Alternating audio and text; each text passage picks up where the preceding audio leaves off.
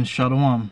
All praise to the Most High, Yahweh, Ba'asham, Yahushai, Ba'asham Rukakodash, and double honor to the apostles of the GMS, to the bishops, to the elders, and to all the sincere brethren that are living the truth across the world, and also to all the brethren and sisters that are listening to the truth across the world. I pray this may be another edifying lesson to the flocks, and whoever the Most High want to hear this message and let it be heard.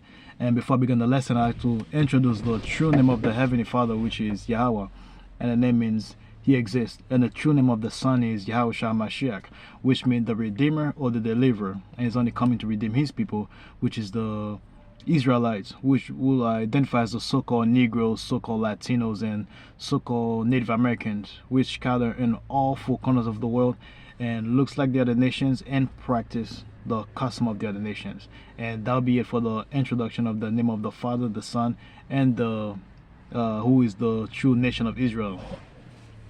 And the title of the lesson is basically, when I was reading this morning, it was like a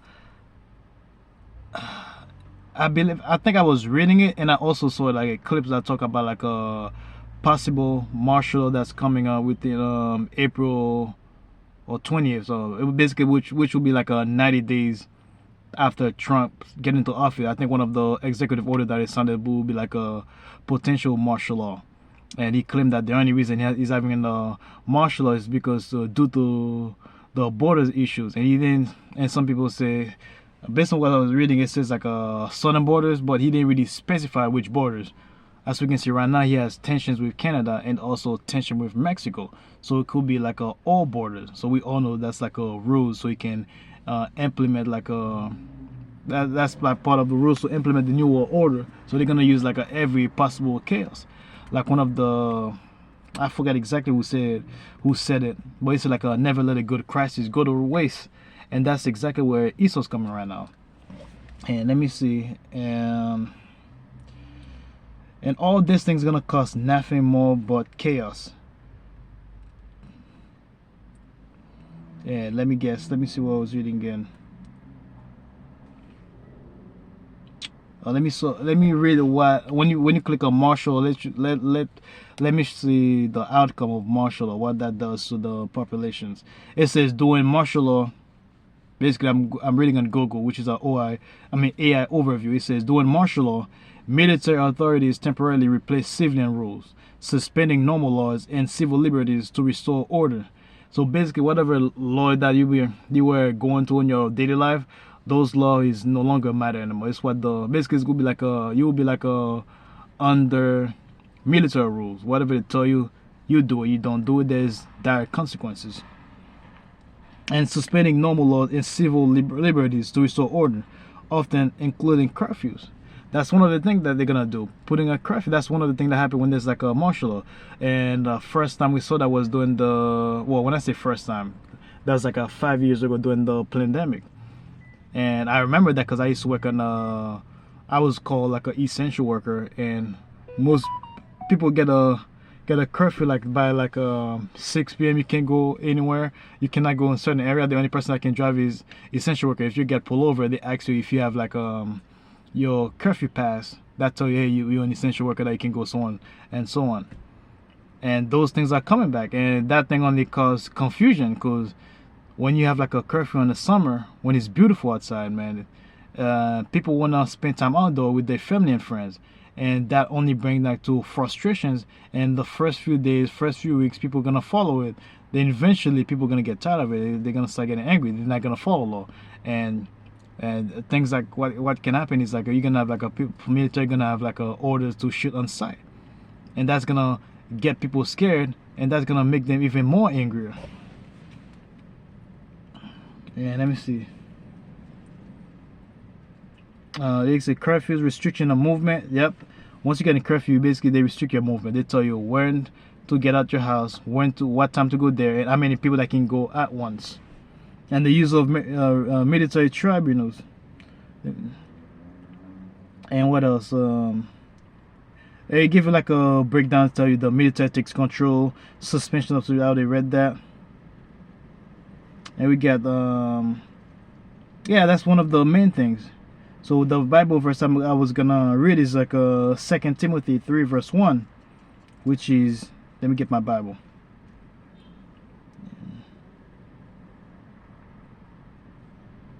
Second Timothy 3 verse 1 said, This know also that in the last days perilous times shall come.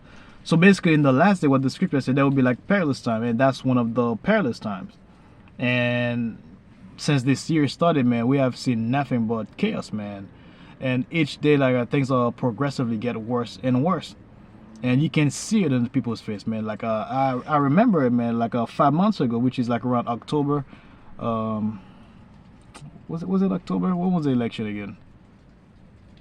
I can't remember. I think November, I should say. Yeah, November. Actually, from the summer all the way to November, man, there was like a legit tensions, man. The Edomites were frustrated, man, because they want Trump to get in office because they believe that he's gonna be the president, the leader that's gonna bring America back, make America great again, which is basically making like in a favor of Edomite, man. And once that November election hit, they knew Trump won, man. There was like a sense of happiness toward Esau, man. They were happy, man. And I remember, like, even on my plantation, man, they praying that Trump make it to the office, man, because there was like many assassination attempts on his life. And the funny thing is, once he get in office, there's no more assassination attempts happening anymore. There was no threat on his life. Now he's like bullying every nation. He's bullying people from his own country. He's bullying his neighbors, even his enemies. Like when you see him in any world meeting right now, man, he's basically like the man that's in charge, the man that everybody has to bow down to. And so what I was saying earlier is like Edomites were happy once he get in office. When he's sworn in the inauguration, the first thing he do is start getting rid of migrants, basically the illegal immigrants, which is most of them was like Northern Kingdom, then Southern Kingdom. So the Edomites were happy, man. What happened like a month later, man? Nearly 2 months later, man. Like Esau was like, oh shoot. Wait a minute. I thought he said when he get in office things was gonna get better, man. One of the things he was gonna drop gas prices, drop food prices, make things easier for the Americans. And now the regular Edomite realized, oh shoot, this guy doesn't give a damn about us, man. When he kicked the migrants out, who's gonna do those jobs that those migrants was doing? Because Esau ain't doing it. You got like Edomite construction workers that own construction workers and farms say, look, man, it doesn't matter how much money we pay the average Edomites, they ain't gonna do it. And now we hear like there's certain area like a Midwest gonna go to bankruptcies around spring or summer. So Esau start feeling the heat now, man. They realize, oh shoot, we're catching just as much hell like the Jakes, like the rest of the people that suffer, which is basically Jakes. And now we're seeing like there's basically tension building amongst the Edomite. We saw Esau versus Esau, I mean, like Isaiah 19:1, I believe, when he said like Egypt versus Egypt. I might misquote it. And the funny thing is, instead of turning the anger toward their fellow Edomite that's putting them in that situation, guess who they turn their eyes on? They're saying, Jakes, it doesn't matter what's going on. In Esau mind, it doesn't matter what situation they're going through. They always gonna say it's Jakes that's the cause of all those problems, which is gonna create nothing more but civil unrest and the persecutions. Ah, damn. Why won't you look? Okay. And let me see. The next one I'm gonna read is 2nd Ezra 16 verse 16 to 21.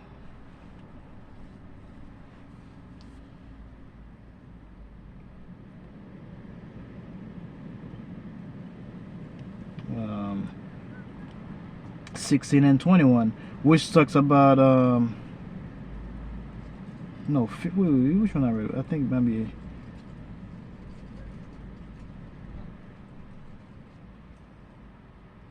Give me 1 second. Yep, 2nd Ezra 15 to 21, not 16. It says, for there shall be sedition among men, and invading one another. They shall not regard their kings nor princes, and the cost of their action shall not. The cost of their actions shall stand in their power. So there's gonna be like many seditions. Like Esau's gonna fight among themselves. They're not gonna have any regard for the rulers. Like the average person now gonna reach like a point. We already boarding point that they're not gonna give a damn about any government official. Why? Because they're catching her on a daily basis, man. They can't get food. You get Esau's complaining We waste more money on gas than when we're going to work. Because in Babylon the Great, like wherever you live, that's not the location you work on. You can live in this town right now, and you work in a town that's like 20 miles away. So on this in this economy, when gas is very expensive, you're paying $4 or $5. That's gas you're burning, man. Even if your gas tank is full, one way you go halfway in the trip, halfway to the basically you most likely have to do gas like on every 2 or 3 days, and that's not cheap, man. Because my car, which is like a small car, and I'm paying like a 30, sometimes $35 for gas, and there's other people that pay like 40. And I got like a friend of mine, he paid like a damn nearly $80 for gas. And that's not cheap money, man. Let's just say you make like you have your rent to pay, you got your kids for babysitting. That's basically a lot of people. You got to buy food on a weekly basis for your family.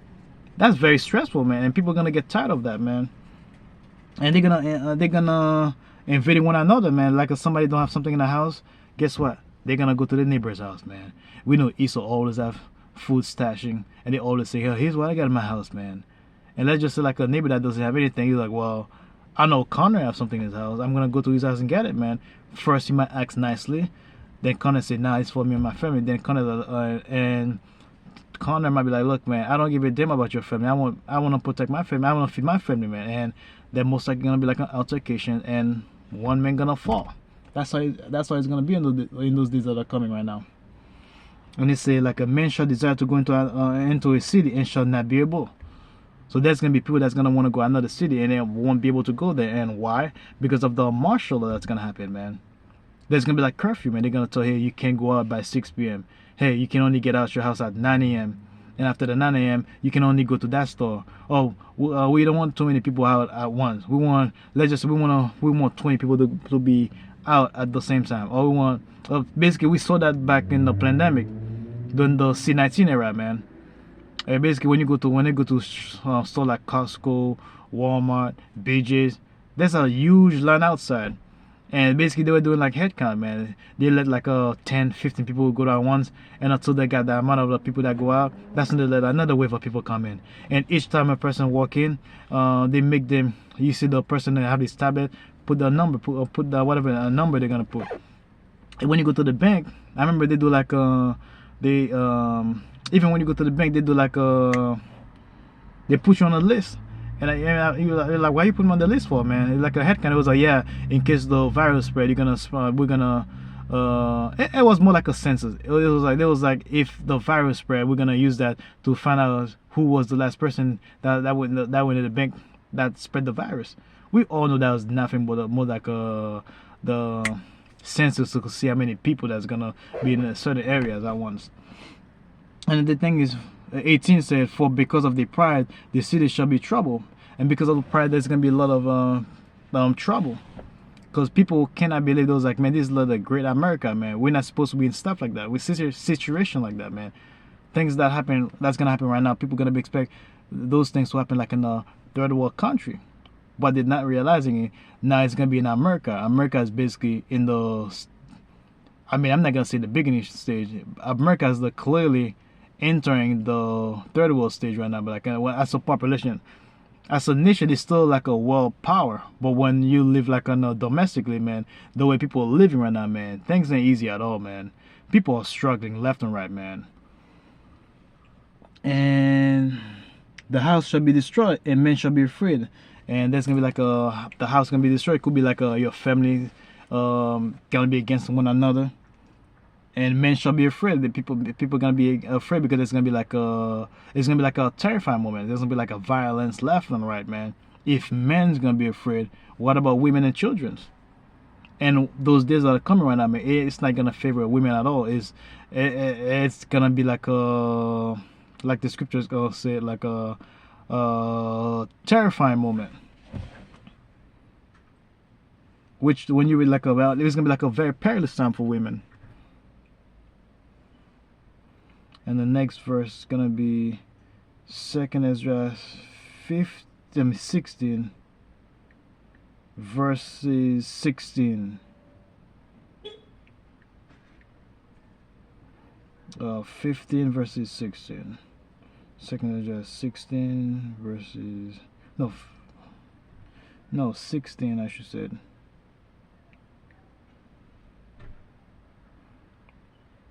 Second Ezra 16.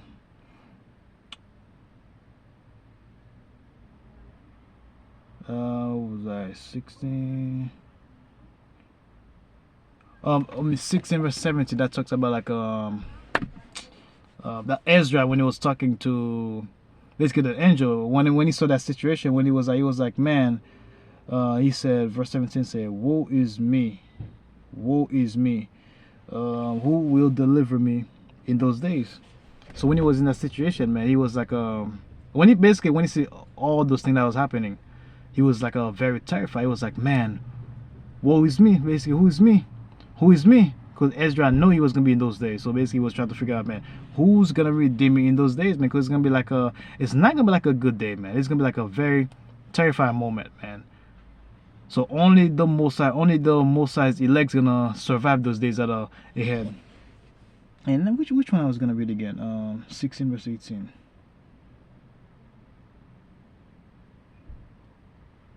And when you read like verse 17, 18 said, the beginning of sorrows and great mourning. It's like the beginning of sorrow and great mourning.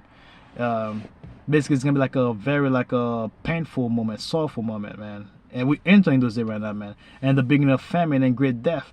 And there's gonna be like many famines, like every corner, every day. I know specific day of the week could be like a Wednesday and Fridays and Saturdays. It's like food pantry, and you see like a long line of people. I personally know that, seen that every week. I know every Friday and I can't remember exactly. I know I used to do brown bag, where basically you put food together for like people that's like a so-called less unfortunate. That's what you used to call them, and they always be, hey, he's a camera. Say what else? How we giving you food? Which I really hate when they do that to those people. I normally go and help, and that's it. And normally all you see is jigs. Northern Kingdom, because there's more Northern Kingdom and the Southern Kingdom. Now you see those lines, you see Edomites. This is something like you wouldn't even see like 10 years ago or 15, 20 years ago. Now that's like the norm. Esau's begging just like Jake. And great death, there's gonna be like great death. And from when I say great death, from all sides, like whether it's war, famine, disasters like earthquakes, tsunamis, volcano eruptions. It's gonna be all the like war. And the beginning of wars, there's gonna be like we are in those days right now. Like there's like wars everywhere, like right now, nation versus nation and everything. And the powers of shall stand in fear. The powers are those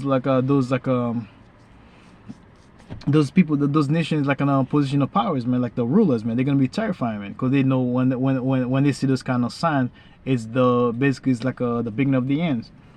And it's like the beginning of evils. Like right now we're entering the beginning of evils, which is we're entering like basically like a Jacob's trouble, saying, which is nothing more. Well, it's basically evils, where evils amplify. What should I do when these evils shall come? And Ezra was saying, what is he gonna do when those days comes? Because it's not gonna be beautiful. It's not gonna be like a pretty day. Because the average person's be like, oh man, I don't care, man. Because like as I'm speaking right now, I'm 29 years young. I've never seen horrible days like that. No matter how horrible I'm saying, oh man, this is the worst day that possibly happened. Oh man, I'm hungry. Oh man, I'm starving. What we're going through right now is the worst time in American history. I'm like, we have not seen terrorists yet, man. And when those days are coming, people are gonna know. And the scripture say, like, you got great mighty men, it basically crouching in fear, because they're terrifying, man. If those mighty men, supposed to be like mighty warriors, are terrified, what about the women? And the scripture specifically say like women gonna get ravished, man. Things are gonna go back to normals, man. And let me see what else I got.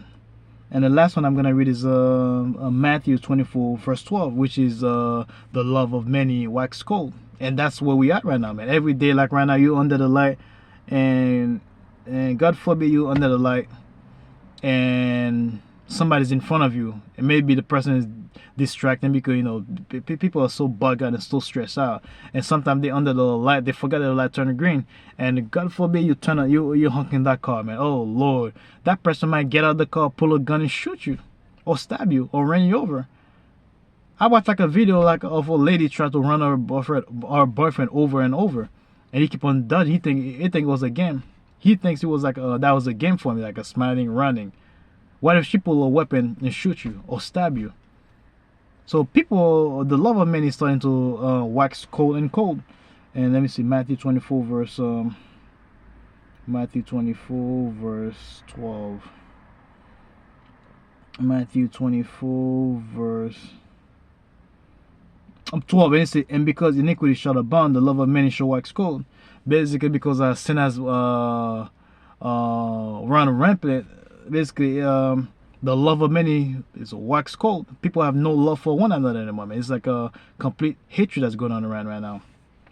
And the scripture says in verse 13, it say, but he that shall endure unto the end, the same shall be saved. So basically, the only one that's going to be saved during this time is those who endure to the very end. And the only people that's going to be able to endure to the very end are the hopeful, because the Most High put that into the spirit to endure to the very end. And that's it for the lesson, man. I pray that was another edifying lesson to the flocks, and whoever the Most High want to hear this message, let it be heard. With that, I'd like to say, Shalom.